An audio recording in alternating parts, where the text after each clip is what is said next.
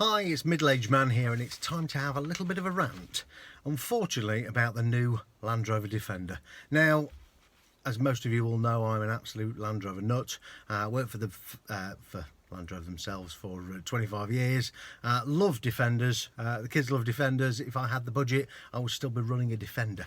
And they are obviously a British product. Well, that's fine, but unfortunately, we've got a little bit of a problem with the new one, and this is why I need everyone to just stop and think a moment about buying best of British, because unfortunately they're now going to be built in Slovakia, and that unfortunately is not where this car originated from back in 1948.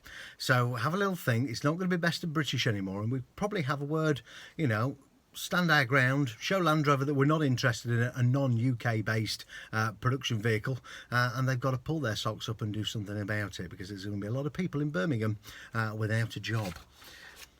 Now, you're probably wondering, you know, Land Rover, Solihull, England, 1948 to 2016. That's going to change slightly. We've now got Nivata, Slovakia, 2020 to 2021. Now that's going to obviously have an impact, because if we're not buying the cars that are coming over, then unfortunately they're going to have to stop production in Slovakia and bring it back to Solihull. So no longer will you see Huey. It will not be a thing that we actually witness.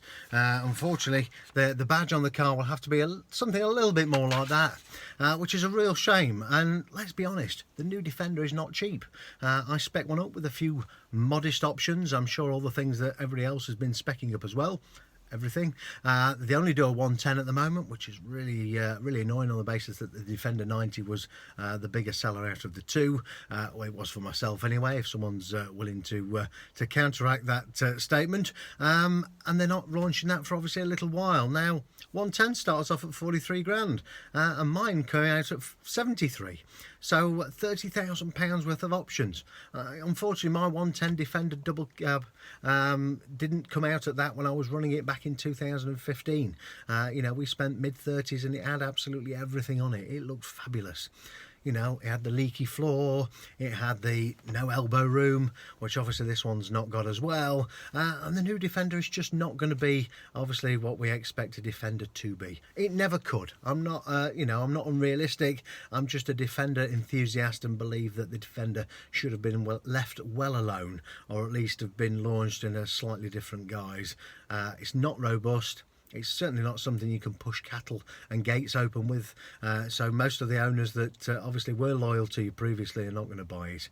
And it is a real shame when you look around here.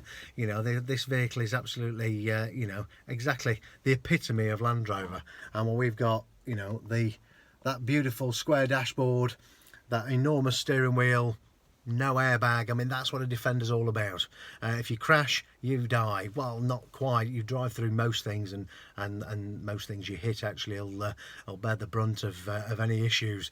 But please, please, please, stop. Do not order that Slovakian Defender. Bearing in mind, obviously, all dealers are charging you list price anyway, and there is no discounts, because they just believe that they are the best manufacturer in the world, and you know, that's it. Take it or leave it. Somebody else will buy it if you won't. Not the attitude, unfortunately, of you know, 75 years of production gets you.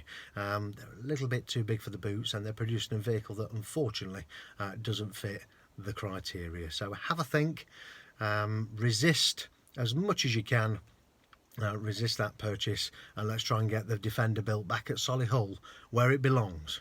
Solihull for Defender. Bring it on.